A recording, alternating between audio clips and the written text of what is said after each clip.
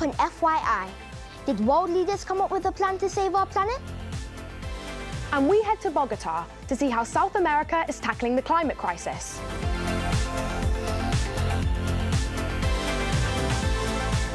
And we send an FYI viewer to check the big screen version of a top West End show.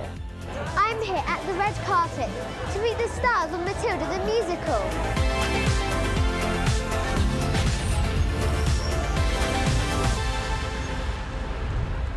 And here we go. 10. Hydrogen burn-off igniters initiate. 7, 6, 5. 4-stage engine start. 3, 2, 1. Boosters in ignition. And liftoff of Artemis 1. We rise together, back to the moon and beyond.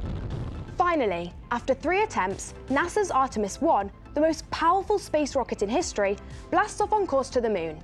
Its mission is to test the technologies that will take astronauts back to the surface of the moon later this decade. Meanwhile, back on Earth, another big story you've probably seen a lot recently is the World Cup, which kicks off in Qatar this month. Yeah, and our very own Braden is in Qatar and joins us now. Hi, Braden. Hi all. Hey Braden, so what is it like actually being there? Yeah, so the atmosphere is brilliant here, loads of people have been rolling in, and in fact I'm in front of one of the stadiums now, the EC Stadium, where one of the games will be taking place extremely soon. And in fact, 1.5 million fans from all around the world are expected to come here to Qatar for the World Cup. That's amazing. Well, some fans and players are being asked to boycott the games and not attend them. So why is that? Yeah, so lots of human rights groups have been saying Qatar should never be allowed to host the World Cup. The reason being is because they have very strict Muslim laws over here. For example, same-sex relationships are illegal, and there have also been claims that the people they brought here to make the stadiums and the hotels have been treated really badly. So the Qatar World Cup organisers have said that everybody is welcome and that nobody will be discriminated against. Now, the World Cup governing body, FIFA, have said that football should not be dragged into political battles and hand out moral lessons. In response, 10 European football associations, including England and Wales, have said that human rights are global and apply everywhere. England will also be wearing One Love armbands in response and in protest towards Qatar's anti-homosexuality laws. And that's the thing, football can really bring people together, but also highlight major issues like equality and human rights. What do you think England and Wales' chances are on the pitch? Yeah, so of course I'm hoping England will win. You never know, they might bring it home. Well, we'll soon find out, Braden. Nice one. Thanks, guys. Bye. Well, here at FYI, we want to hear what you think about issues that matter the most. So, we asked an FYI News Club at Rainhill High School in Liverpool whether they thought it was right for Qatar to host the World Cup. I feel like it is fair to give everyone, all the countries, a chance to hold the World Cup. I think it does get us thinking about all these issues that are going on in other countries, but I do also feel like it's also making people feel isolated from the World Cup. I think that it's a nice way for lots of people to learn about different cultures and different countries. I don't think we should allow Qatar to host the World Cup. I think it's very wrong that you're not allowed to be gay and it's against the law, but nowadays it's about who throws the most money, and whoever has the most money gets to host it. We need to try and build bridges with other countries and let them know that being gay is all right. Time for another World Cup story. But is this fake or fact? It's a fact that the last time England won the World Cup was in 1966. But is it fact or fake that the World Cup trophy went missing that year and was only found again by a dog? It's a fact. 4 months before the 1966 tournament was due to begin, the World Cup trophy was stolen, but it was later found by Pickles the dog and his owner, just in time for England to win it. So like us, you may have heard in the news that there have been celebrations in Ukraine as Russia withdraws from a big city. So what is actually happening? Well, Russian troops have pulled out of Kherson. This was the only major Ukrainian city to be captured by Russia following the invasion in February. Yeah, and it's in an area that President Putin has claimed is now a part of Russia.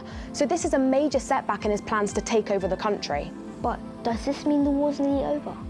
Ukraine's President Zelensky visited the city and has called the withdrawal of Russian troops a historic day in the conflict. In a speech to troops, President Zelensky said, Ukraine is now moving forward and he is ready for peace. This is the beginning of the end of the war. However, just a day later, Russia's launched missile attacks in neighbouring cities to Ukraine, with claims that one landed in Poland. Experts say that this is a message from Russia, that the war in Ukraine is far from over. 11-year-old Yusuf from Leeds scored the highest possible score on the test to see how clever you are. More than Professor Stephen Hawking. And he loves a Rubik's Cube. So for the past 2 weeks, world leaders have been meeting in Egypt for COP27, a conference to decide how to tackle the climate crisis. But what has been decided? Well, a lot of people have criticised the conference as not much has actually been agreed on. But there is still hope. Some countries that don't have much money, that rely on industries that pollute our atmosphere with global warming gases, are finally waking up to the climate crisis. Take Colombia, for example. In the capital, Bogota, there have been a lot of changes to make the city greener. Here's Sarah, an environmentalist who lives there, with more.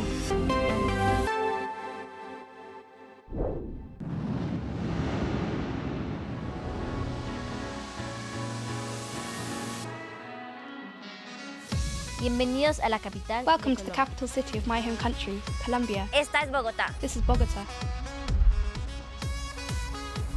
Hay mucho tráfico. There is so much traffic here, the city is very overcrowded. Nos es sorprendente. So it's no wonder that Bogota is best known for being one of the most polluted cities on the earth. Lo sé. I know. Terrible. What a title. Este es el problema. Here's the issue. Oil is a fossil fuel we get from deep underground. It's used to make petrol and diesel for transport. When that is burned in an engine, it releases gases through the exhaust pipe into the atmosphere. Those gases trap the Earth's heat, causing global warming, which leads to climate change we're all beginning to experience. But that pollution can make us really ill. It can damage our lungs when we breathe it in. The pollution is so bad here that there are monitoring instruments all over the city, collecting data to see how much pollution there is in the air. This website gives live updates. 114 is very worrying because it is a very high level of pollution where I am. But the biggest victim of this pollution is planet Earth. This is my cousin Francisco. We got so angry about pollution that we set up a campaign group and staged protests to demand the government to do more. En 2021, In 2021, some of us travelled to Glasgow for COP26, the last meeting of world leaders to discuss climate change, and we staged a protest with Greta Thunberg. Just giving ourselves a voice to be heard can help save our planet.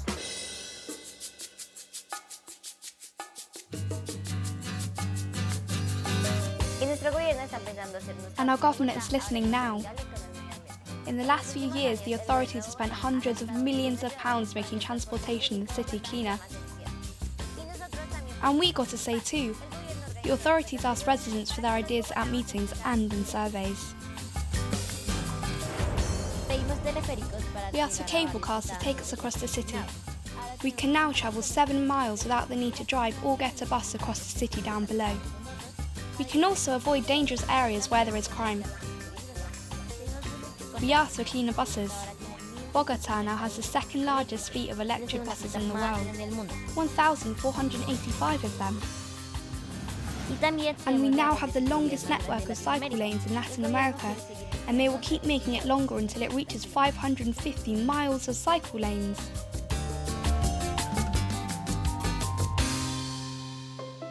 Well, I am very happy because yes, I think we have made progress.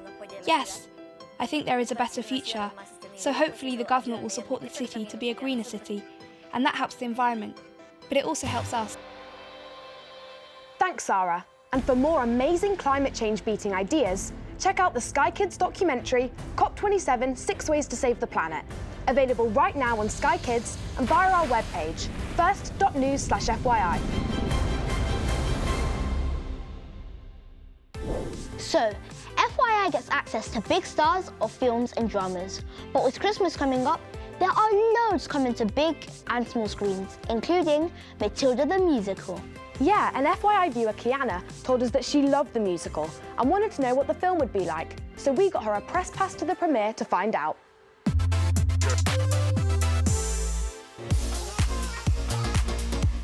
Just look at all the cameras and everyone here.